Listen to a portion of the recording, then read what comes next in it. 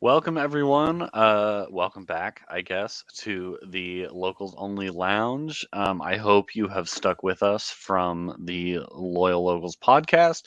But if not, welcome. First of all, I'm joined by our producer extraordinaire, John Cross. John, welcome. Do you have a Thank you. drink? What do you? Actually, I do have a drink, but I have water tonight. That's a drink by very Yeah. definition. And we're also joined by KJ Kevin Joseph. Kevin, welcome. What are you sipping on? I am sipping on a chocolate macadamia stout from Kilowatt. Oh my, that's Ooh, that fancy. sounds delicious. I have a poorly put together margarita using nicer tequila than I would like because I ran out of my cheap Costco tequila. So I had to finish the mix with a bit of my reposado that I like to sip on. So it's delicious, but wasteful. Anyway, Uh, so, um, so diving right into the lounge,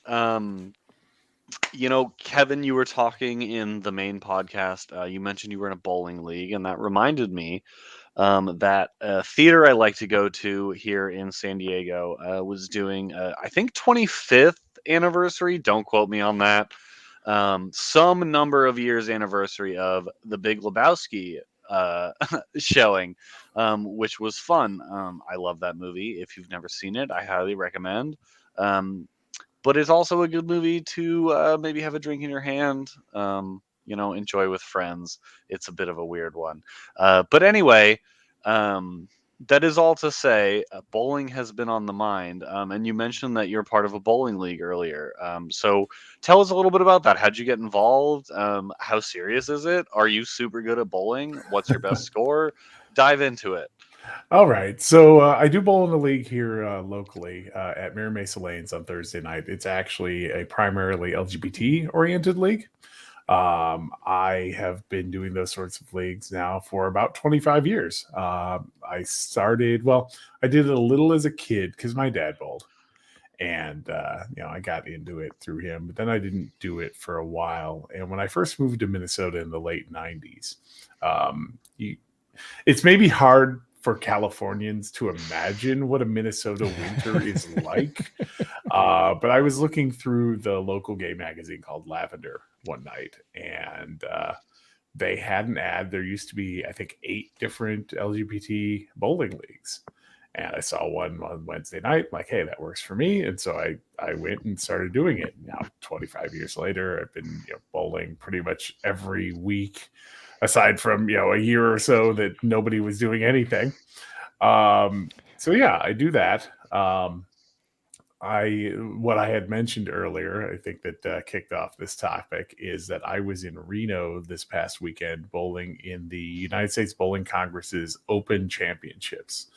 So it's open to any. The USBC is the um, sanctioning body. They're the keepers of bowling in the United States, and they put on. This was the 109th annual USBC Open Champs.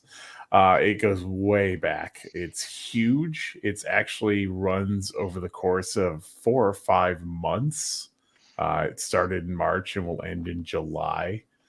Um, and every day there are people bowling their shift for the tournament.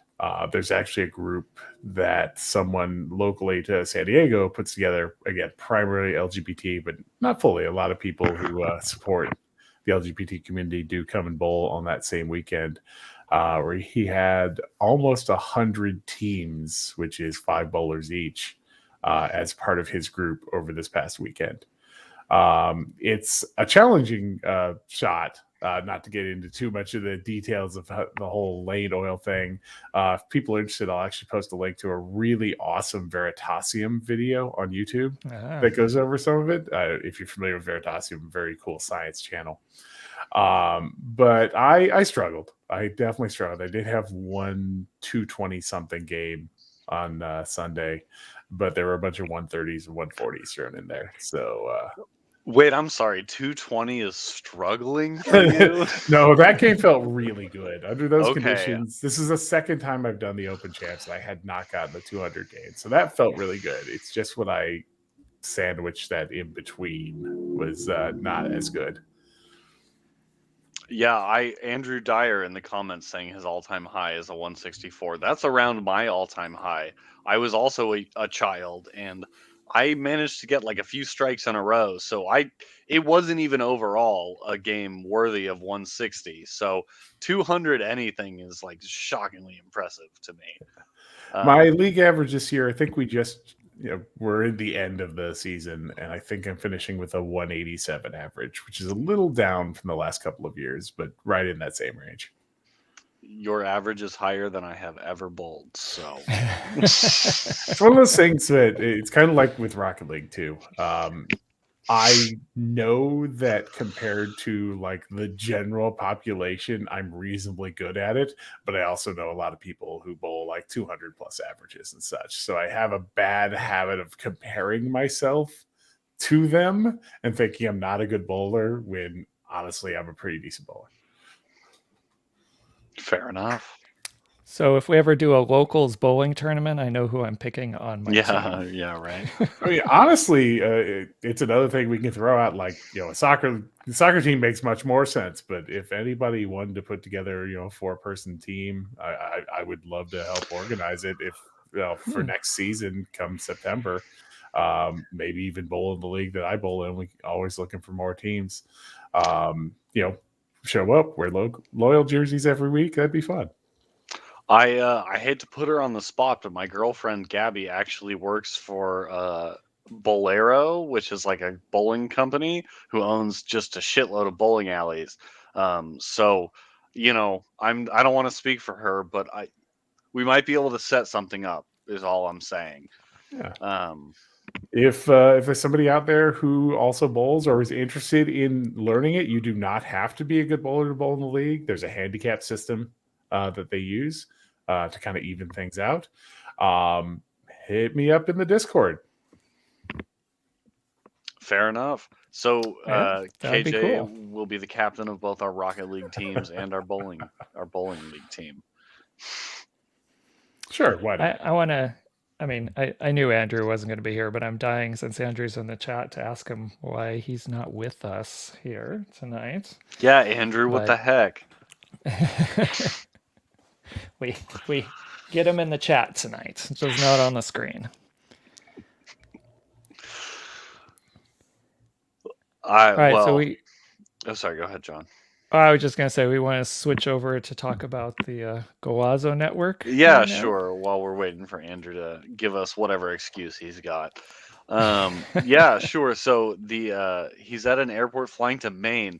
Why are you going to Maine? Are you looking for a box underneath a rock that has no earthly business being in a cornfield in Buxton? Sorry, that's my favorite movie. Highly specific reference there. Yes. The Shawshank Redemption, for those of you who are unaware, you should watch it. It's a great movie. That's a fun place to have a wedding in Maine. So enjoy, Andrew Dyer. I hope that sounds like a good time. I presumed it wasn't your wedding because I know you are married already. So thank you for clarifying. Anyway, the Golazo Network. So if you're unfamiliar, CBS Sports, CBS, who owns Paramount Plus, that's their streaming platform, has launched a 24/7 streaming service, whatever show you want to call it, that is free, included with Paramount Plus subscription, called the Golazo Network. That will be highlights, recaps, studio shows about world soccer. So it's been on air for, I want to say, about a week now. I personally have been watching a lot, but I'm curious to know what you guys think of it if you've had a chance to tune in so far. Well, I, as a high school teacher, just finished my spring break, so I loved it when it launched on Tuesday, and I watched a little bit of, especially morning footy. I watched pretty much every morning the rest of the week, Tuesday, Wednesday, Thursday, Friday. I'm a little disappointed now that I'm back at school that it's not so easy to get in there and watch it. And I have been really waiting for this. I mentioned it on the last lounge. I wanted to talk about this week that I think it's a bit of a, in a lot of ways, a bit of a game changer. There's some production things and other things maybe I would have critiques about, but just in general, I I when I think back to when I was a young kid who loved soccer and was one of the few people in the neighborhoods and would run into my on certain days, I don't remember when it was, Wednesday or something, and KPBS, our local station, would play Soccer Made in Germany. That was my only outlet, 1 hour a week with Toby Charles to watch Soccer Made in Germany and get my soccer fix. Right to today, where we have a 24/7 network about soccer in this country that I can access for basically free. I mean, it's amazing how far we've come, but I'm really interested to see how this potentially changes the the markets and the perception in our country about soccer. Because I don't want to get into it right now because I want to get some other responses from you guys. Um, but I'm also very interested from a production standpoint, and I think it's really cool what they're attempting to do a network basically over the cloud and not in a traditional network format. So I'll save those comments for later, but I'm interested. Kevin, have you watched any I of it? haven't. Any of the In shows? fact, this today was the first I had heard of it. I feel like I heard about it, but I have been not paying any attention to such things recently. I don't currently have Paramount Plus. I did have it for a little bit, but I've been paring back my streaming options lately. In fact, I just canceled my Netflix because I realized I haven't been watching it much. Mm. That said, I mean, it sounds great. I do remember. Um, Back when I was first getting into soccer in the mid thousands, mid aughts, however you want to say it. Right. When what was Fox Sports World became Fox Soccer Channel for a while, which eventually I think became FS1 and was less soccer oriented. But yeah, that was the exciting thing to have. You know, they had a lot of different leagues, games, as well as just different shows and such. So yeah, it's a very cool thing happening. I just haven't had a chance to watch it yet. Yeah, I actually, to Andrew's point in the comments, I had like kind of been aware of it, but kind of forgot that it was happening until it came up last week in the show, John, when you brought it up, which I'm glad you did because it reminded me that that was a thing, and I am already subscribed to Paramount Plus for European continental competitions, for NWSL, for Serie A. Yeah, already addicted. Yeah, I'm kind of there already too. I work from home 4 out of 5 days a week, so I've just been putting it on in the background while I'm doing my morning, getting ready and just kind of checking my emails and stuff. And honestly, uh, I have my gripes. I definitely have my gripes, but the thing it reminds me of is back when Sports Center used to be good when I was a kid. Exactly. Like when Sports Center was actually about sports, and I could put it on in the morning while I was getting ready for school and like keep up to date on what was going on around the world in sports. And there's definitely like I don't even know how to phrase this. Like social media influencery esque aspect to it, and I totally understand that like that's the world today. They have to do that, but I think they've done a good job of mostly sticking to the soccer, and I love it. I wouldn't say I'm addicted already, but it's definitely going to be a thing that's on in my background mornings going forward. Um, I think they're largely pretty insightful, and I appreciate the breadth of the soccer that they cover. They're talking about South American soccer. They're talking about USL. They're talking MLS. They're talking Europe. They've even touched on Oceania and Asia a couple times. And so, like, I appreciate that they're trying to take like a wide view of the world of soccer. And they're not just talking about CBS properties either. They're not only talking about Right. NWSL or the Serie A or the Champions League. They're talking Premier League. They're talking USL. They're talking MLS. These are things that CBS does not have the rights to broadcast, which I'm sure there's some, legal mumbo and jumbo they've worked out. But I just appreciate the way it feels as though they've come into this attempting to make a show for soccer fans, not just trying to make a show to sell something, Right. Right. Sorry, And that's my it's soliloquy. I'm done. okay. And that's kind of goes into some of the stuff I had heard about one of the network executives behind putting this together, who is probably, I think they gave his age, but now I don't remember. Probably a little bit younger than I am. But I have had conversations with people where I think there are a lot of network executives who are getting to retirement age and they're moving out of the business. And they grew up at a time where there really wasn't soccer. And maybe they were involved during the start of Major League Soccer. But that's not what they grew up with, really. They grew up with the other big major sports that we have. And we're starting to see a turnover in some of these executives of people like the interview I saw, and I forget this person, what team they support, but they were all about like, yeah, I've worked for March Madness tournament, on one of the CBS properties. I worked on that. I've worked on all these different major sporting events, but my passion was always soccer. And it's now they've got a whole team of people who grew up and are of the age now where they're starting to become these executives of shows who are soccer fans first and foremost. And I think that might be, and this channel might be a start of a change where we start to see more soccer available on some properties. Because I've always had a theory that the NFL is, I'll use my students for an example.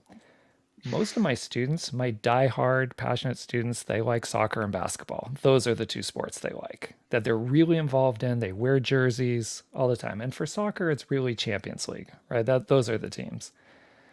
But the NFL, baseball, the Padres, but not really a lot of baseball talk outside of the Padres. And the NFL, it's just individual players. It's whoever's making highlight reels and what they can see on short clips. They don't even know half the time who's in the league or who's even in the playoffs. And I feel like we are forced, if you're on some of the sports networks, you're kind of forced that. And I think they would argue that's what people want to watch. And I think, we don't have a lot of soccer fans who want to watch our linear networks. Well, I think because all your soccer fans are in the cloud watching streaming stuff because that's where they've had to go. So it's a little bit of a chicken egg kind of thing. So I'm really interested to see how this Golazo network goes moving forward.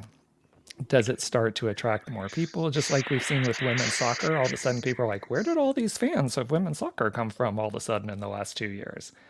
Well, they've been there, right? They just didn't have the avenue to really show in a way that other people recognized. Right? And I'm wondering if the Golazo network will kind of be that just on a general soccer terms. So It's those are interesting. some of my thoughts. Yeah, it's interesting. You've now made two references. It made me think of my my good friend Bruce McGuire, who lives in Minneapolis.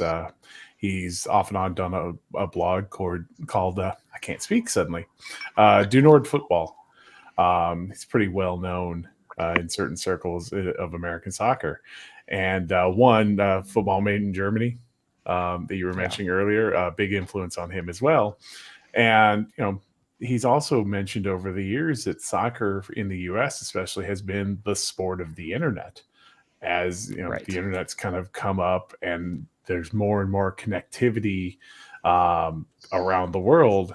Now soccer is more and more accessible to people. I know that when I first started really watching it, what got me another level deeper was to be able to go over to Wikipedia and look up, these clubs that I was watching and how is this all connected. And like, I saw the 94 World Cup, but I didn't really get it at the time.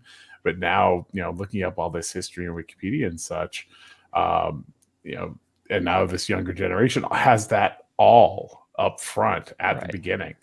And it's huge. I'll tell you, when the March Madness tournament was going on, I have very few kids trying to sneak watching the basketball games, but I swear every Tuesday and Wednesday they're sneaking Champions League. Always. Yeah, I think I kind of came up in more of the internet soccer sports age. By the time I was in high school, well, I guess sports streaming, I guess I'll say by the time I was in college, sports streaming was ubiquitous. But especially for soccer. And, without confessing to anything, I definitely was part of some pretty robust streaming communities that may or may not have been totally above board.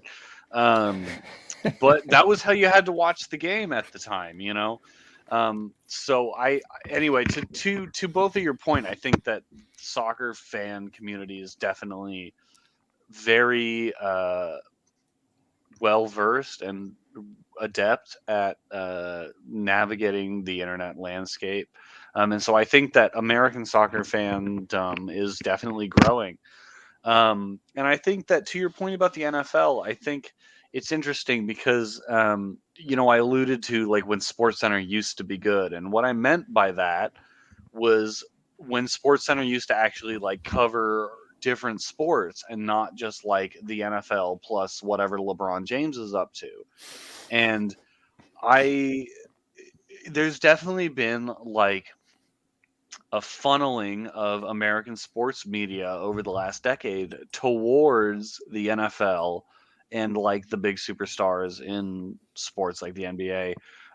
But anyway, I'm totally just kind of rambling here, but I guess what I'm trying to say is that I think that, John, you're right, that it's not just your students who are watching soccer over other sports. It's that soccer, for whatever reason, has found itself in this space where it's almost like, for a while there was almost like the hipster thing, right? You're like watching it on these illegal streams and like, oh, these players in Italy or whatever. But, it's pushed past that. And it's kind of now, I think we've got a real generation of people who genuinely care about soccer as their primary sport.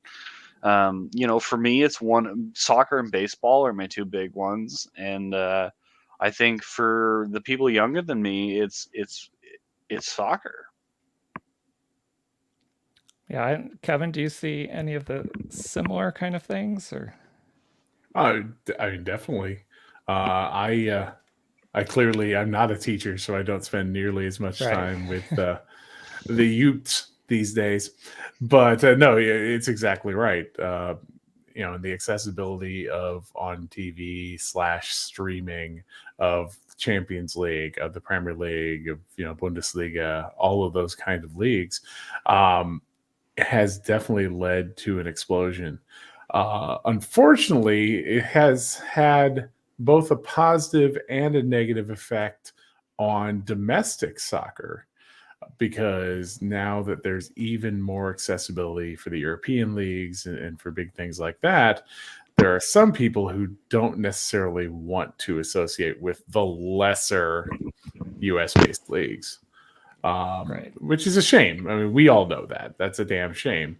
I'm well aware that for the last almost 20 years, I have been watching inferior soccer from a technical standpoint. And I'm perfectly okay with that, because I can go, 5 miles across town and watch local play, watch Loyal play in person, with a bunch of other crazy people like myself, singing and doing all of that, rather than, I'm not saying it's a bad thing to do this, because I've done it myself, spending a couple $1,000s to go over to Europe to watch a game.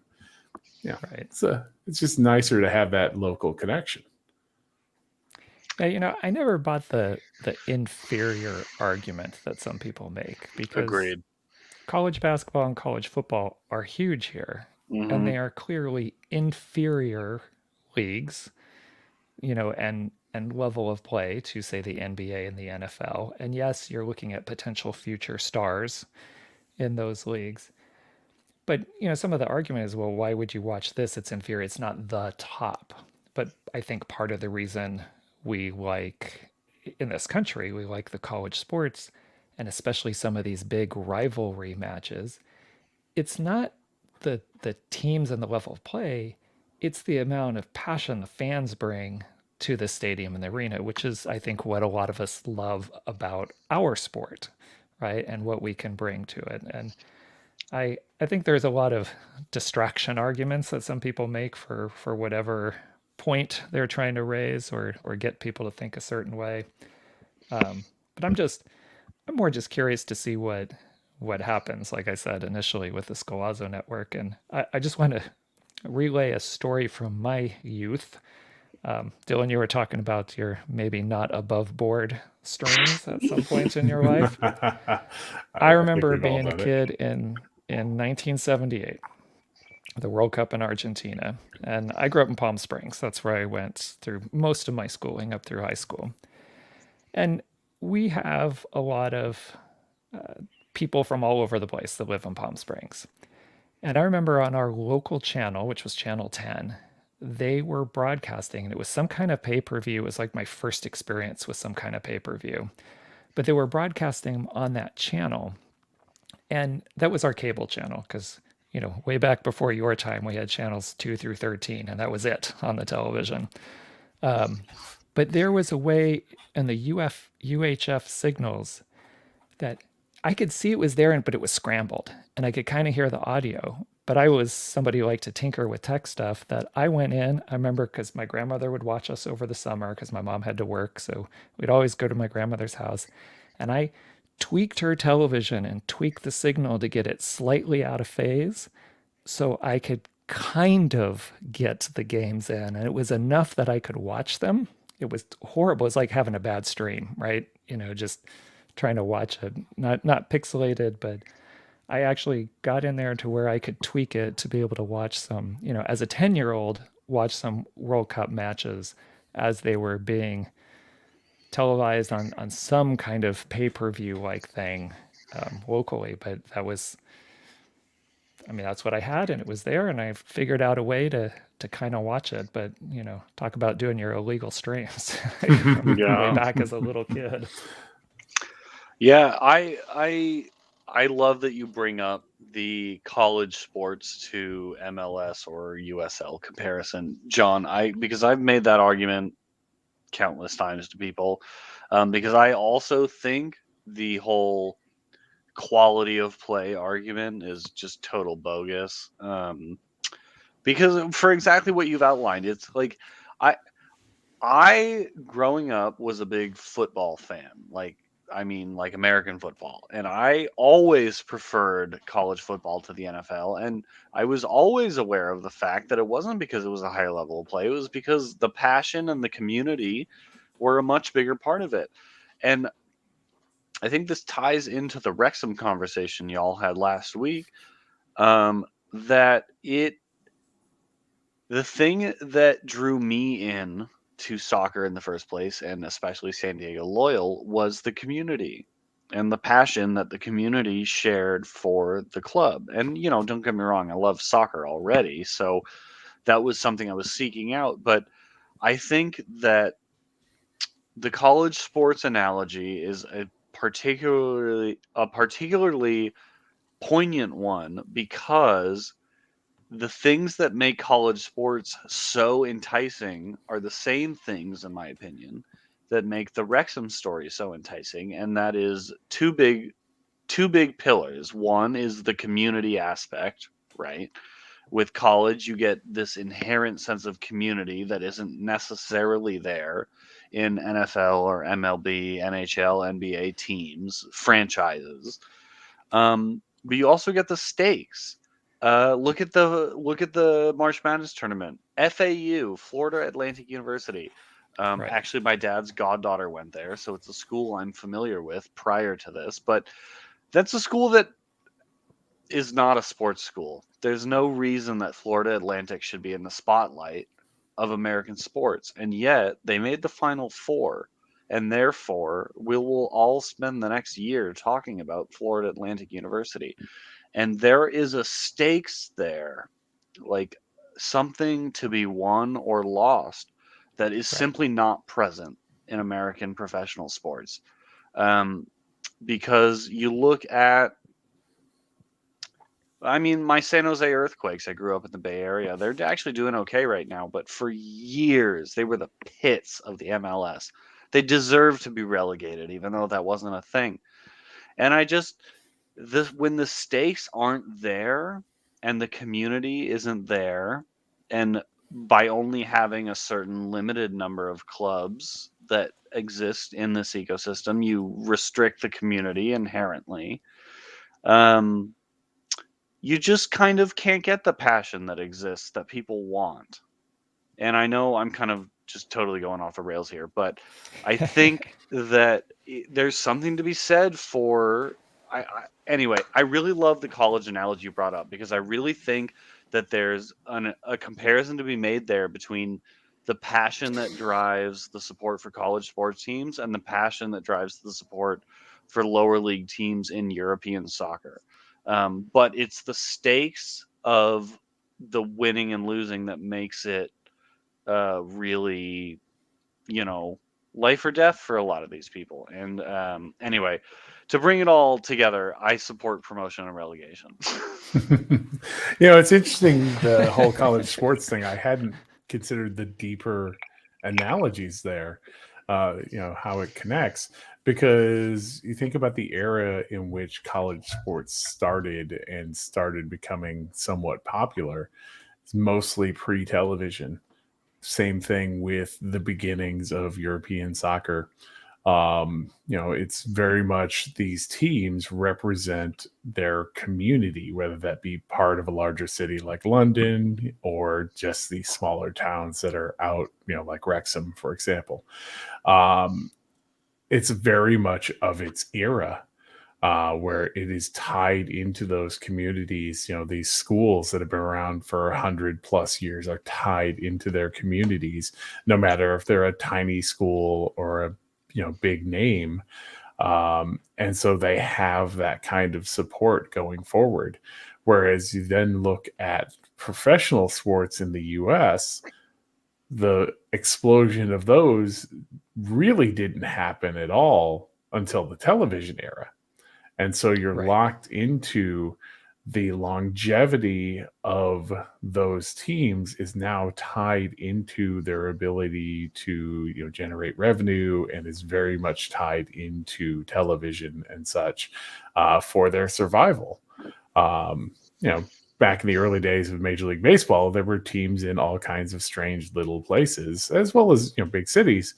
But once you get into the TV era, where the teams continue to exist, they continue to exist in the big cities where people knew about them, came to their games, and could see their games. Right.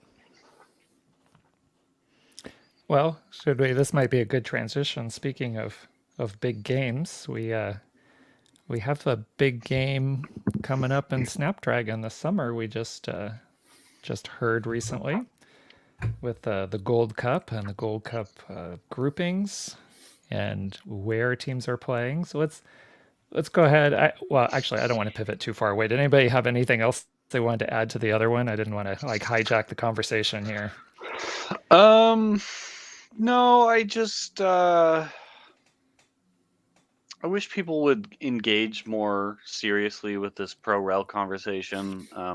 I just this past weekend, watching some Premier League soccer, met a person I'd never met before who really just was was a very casual American soccer fan, and they were just so like dismissive of every single thing I had to say about American soccer that wasn't like MLS is the greatest. And I don't know. I wish people were more open to that conversation. But anyway, to put on a positive spin on it to end, support your local club. I don't care really if your local club is Phoenix Rising. This is going to kill me to say it, but support them. Like support your local club. Um, you know, whether it's because you want them to be a top flight club or whether it's because you just want the community, there's something great to be found there. So go support your local soccer club. Complete aside, as I was in Support Reno local this past soccer. weekend, one of my teammates he lives in Phoenix, and is very heavily involved in the LGBT flag football community there. And he was wearing a shirt from it on Friday night, and one of their sponsors, as shown on the sleeve, is Phoenix Rising, and I'm just like, that shirt's terrible now. But you're exactly right. But respect. Yeah. Yes. Yeah. All right, Gold Cup now? Gold Sure. Gold Cup. All right. Cup. So I got to find what I had. Sorry, I'm actually not prepared. I had a graphic for the groups, so let me see if I can pull that up just so we have something to talk about here. In case people can't remember, and it is a little bit small there, but the US has been put in Group A. We got 4 groups, right? 4 team groups for the Gold Cup. Mhm. And we got Mexico, Group B, Costa Rica heading up Group C, and Canada heading up Group D. Did you guys have any initial thoughts about the groupings? The U.S., if they don't get through, obviously we should just shut down the program. No, the U.S. I don't want to completely dismiss the other teams, but looking at, for example, the preliminary match 9, your potential teams are Curacao, St. Kitts and Nevis, St. Martin, and French Guiana. So there's not exactly powerhouses going into these prelim winners. Nicaragua is probably that game might be the only one they win, because the U.S. and Jamaica really have been handed a path into the knockouts here. Mexico's looks much more interesting with recent results, with Haiti kind of coming up more. Honduras hasn't been as good recently as they were, say, last one of the previous World Cup cycles. And Qatar is a wild card. They're obviously Yeah. a pretty good team, as we saw when they last played in the Gold Cup. So that should be really interesting.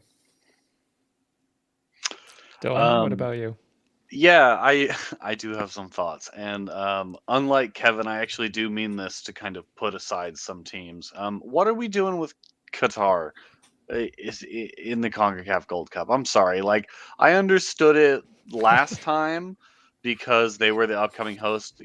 KJ making the money sign there. That actually that was the ultimate point I was going to get to, is that this is just kind of a financial bastardization of what the Gold Cup is. But to me that's ridiculous. I'm sorry, but like it made sense when they were about to host the World Cup, but like I just it just gives me the heebie-jeebies. I don't like that at all. But anyway, that aside, I pretty much agree with what Kevin had to say there. I think that the United States has more or less been handed a path into the knockout round. If they don't win that group, like regardless of who takes that last prelim spot, I think the U.S. will need to take a good hard look in the mirror, because that is a supremely winnable group.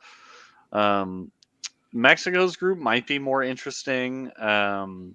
Haiti maybe will feature Ronaldo Damas. I have no idea. We'll see. Maybe he's appeared for Haiti in the past.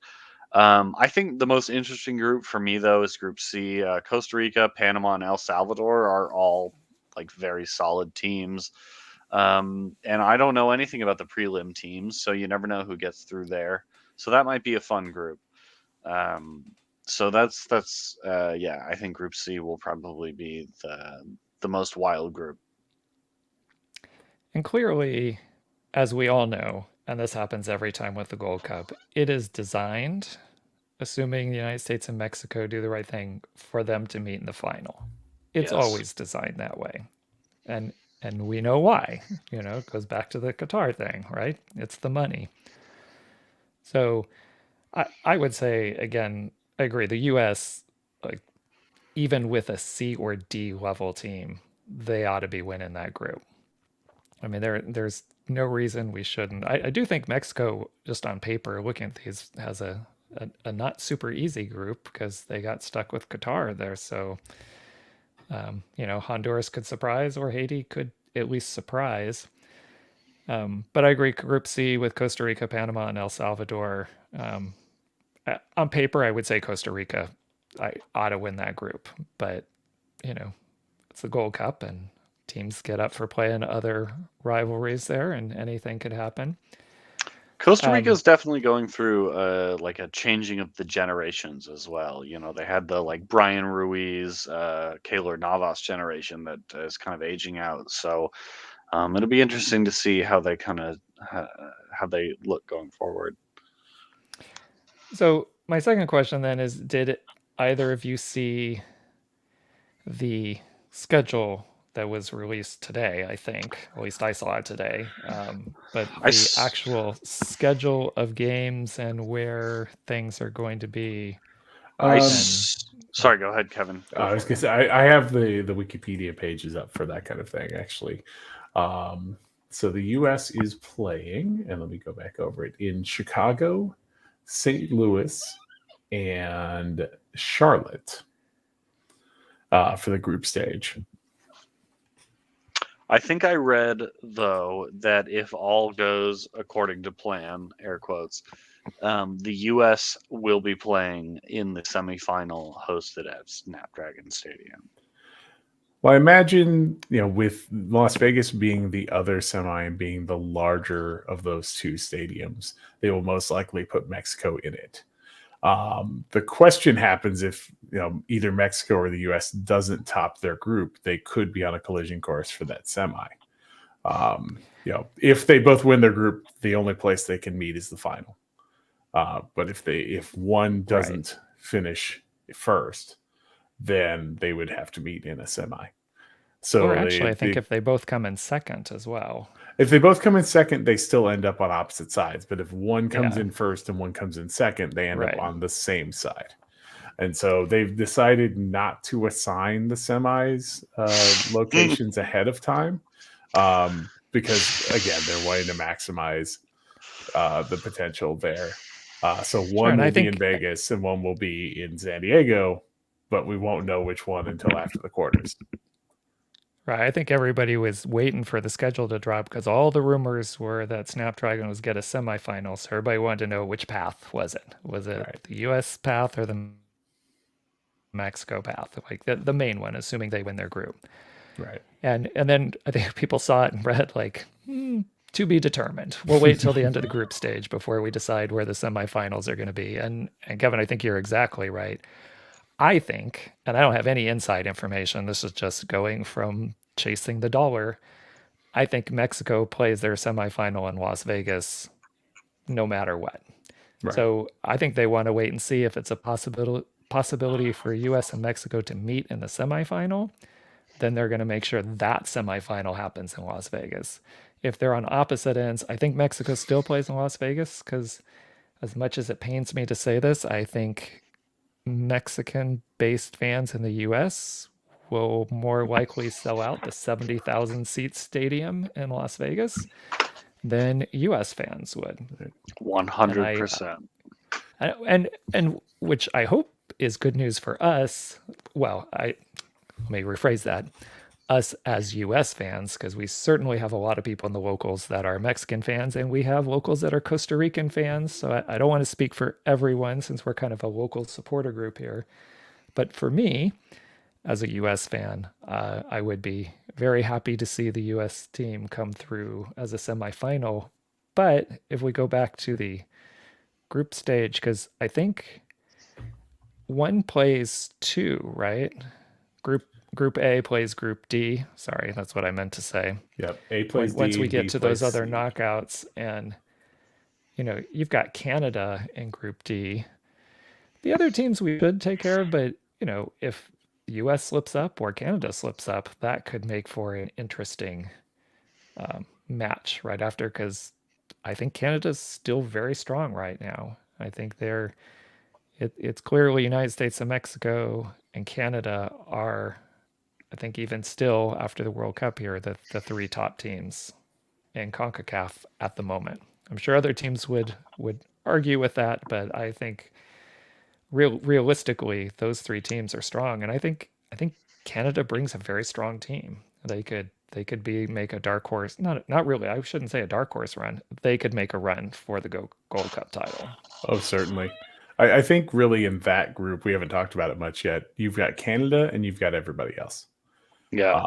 I think Yeah. Guatemala and Cuba and potentially TNT out of their qualifying the prelims could be a very interesting race for second. But Right. I feel like Canada, again, it's kind of the same situation as the US. If they don't top the group, they've done something very wrong. Yeah, they ought to walk away with that.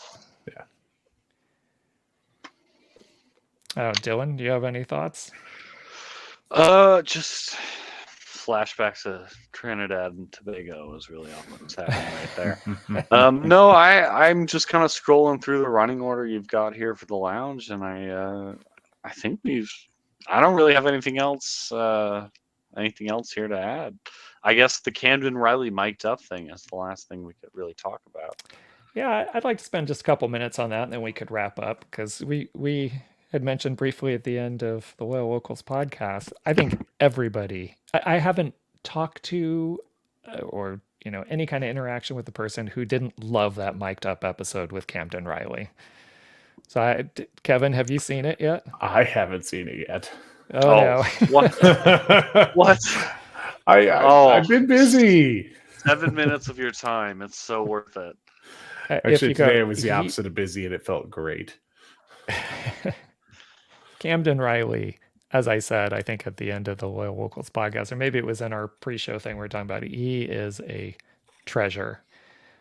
I would love to just see weekly mic'd up with Camden Riley. That would be entertaining in and of itself. He's a natural. And the whole. Oh, sorry. Go ahead. Well, I was just going to say, I know there's been some chatter about. Well, one, I think his performance this year has been a notch above where he's been and in previous years. And I think some people, there's been some chatter like, well, I don't know about Camden Riley. I don't know if we keep him in the off season. But I think even from a coach's perspective, after watching that mic'd up, like that's someone you want on your team. If there's a way to keep him on your team, you want that guy on your team because he brings people together. He's the locker room guy that you want. So he was quite entertaining. And what was his our left wingback's name? I'll let you say it. Balake Bodilly. Bodilly. That's right. Yes, I thoroughly enjoyed that, and excuse me, I've got the hiccups real bad right now. But my two favorite things to come out of that were one, when Cam was doing his warm up, he says, "Oh, I'm not much of a warm up guy," and I related to that on a really fundamental level. But also in the opening shot, he's standing there talking with people doing like passing warm-ups, rubbing sunscreen in his face and neck, right. And like as a fellow red-haired, light-skinned person, that resonated with me big time, and I really appreciated that. So the whole thing is just a gem, but excuse me, oh my god, the hiccups so bad right now. Yeah, I thoroughly enjoyed that, and I really, really hope we get more of that kind of content this year. Yeah, I think it'd be fun to see other personalities from the team, clearly, to see what they're like. But he's going to be a tough act to follow. Whoever you put on, I wouldn't want to go after him on one of those mic'd up episodes. But he was good. Chug, chug, chug, chug. We'll see Sorry, if that works for you. I have this trick I normally do where I like hold my nose and take 10 gulps of water, but it occurred to me that that was going to look really weird to do on camera, so I decided to just chug. So far, so good. We'll see how it works out. But yeah, I don't know. If you had to pick one player other than Camden Riley to do a mic'd up, who might you select? Oh, the very, very first person that came up was Elijah. Yeah. But I think there's lots of people I would love to hear from. I think I guess realistically, I'd love to hear from all of them. I'd love to get a little insight to their personality. But Elijah was the first name that popped into my mind as soon as you said that. And then I started thinking through others as well. But what about you, Kevin? I think Koke would be rather entertaining. Yeah. Agreed. Yeah. Yeah, Koke was someone I thought of as well, and I think Evan Conway might be fun just because in all of his like media stuff, he's struck me as just kind of a sarcastic, dry sense of humor type of person, and I really appreciate that. But one person I specifically wanted to highlight, and this was after the preseason friendly some of us season ticket members got to go to. I remember Elliot Collier came onto the field in that friendly, and not 2 minutes after he came onto the field, there was a rough tackle, and the ref blew the whistle and issued a card, and you could just hear somebody shout, "So ball ref!" And you're like, oh well, that was obviously Elliot Collier. So I would like to hear him mic'd up because I got a good laugh out of that. That would be good. Yeah, I apologize for my terrible accent as well. That was good. I thought Nick Duffy was in the room there. No, I said that. Probably sounds different enough to our ears, and Nick Duffy's probably just eye rolling. I'm sure I will hear it. I will hear it this weekend. Yeah. Well, I think that was pretty much the last thing we had on the running order. Any final thoughts, last words for this week on the lounge for either of you? Actually, I'm going to jump in on this. If John, would you be nice enough to highlight the last comment that's been placed in here? Yes. Jerry asking when we're playing Wingspan, and he introduced me to this game a couple weeks ago. We played on BoardGameArena.com, which, if you're not familiar with and you're into games, is very cool. But that reminds me that I'm now going to call out Jerry. He has mentioned a few times about trying to get together a locals game night, and I keep forgetting where he said he had an idea of where would be a good spot for it.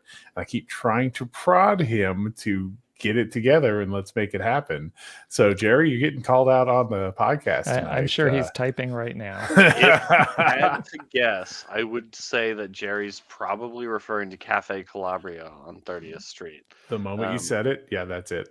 That's where he and I have met up for board games more than a few times. So, I would love for that to become a thing where we just say, hey, locals, if you want to come play some games and have some drinks, then we will definitely do that. So, Jerry, get on that, will you? Yeah, there you go. Cafe Calabria. It's funny that you mentioned that, Kevin. So my girlfriend's uncle actually owns that place, and we have been working with him to try and get like a board game night kind of thing going in the upstairs lounge area that they have. So keep an eye out for that. We definitely are working on getting that together, and I know Jerry has been a part of that as well. But yeah, Cafe Calabria is awesome. Great coffee, great drinks, great pizza, best red sauce in town, in my opinion. So even if it's not for board games, Cafe Calabria is fantastic. But yeah, board game night definitely I think is in the works and should be coming soon. All right. Sounds good. Well, anyway, other than that, I think that is it for us at the Locals Only Lounge. Yeah, Jerry, across-ish the street from Fair Play, it's like Fair Play is just north of Lincoln, and Calabria is just south of Lincoln, but they're like catty corner from each other. So it's right by there on 30th. But yeah, fantastic spot. Jerry and I actually just met up there to play board games before going to watch the New Mexico game at Fair Play. So it's a regular spot. Uh, but barring any other thoughts from John or Kevin, I think that will do it for us on the Locals Only Lounge. No, nothing. All right. Well, speak now, forever hold your peace. So that's it for us. I appreciate everybody who stuck around. I always enjoy these lounge conversations. So keep an eye out for Bums Breakdown coming up this week. We've got our home game against Tampa on Sunday. We'll have Locals Last Call Sunday. And then I think Monday, right, John, for Monday, kicking yeah. it with the Locals. Yeah, awesome. With Gorilla FC, the Seattle Sounders supporters group. And as always, check Discord if you have any questions about anything. That's the spot. But for all of us here at the Locals, I think that's good night.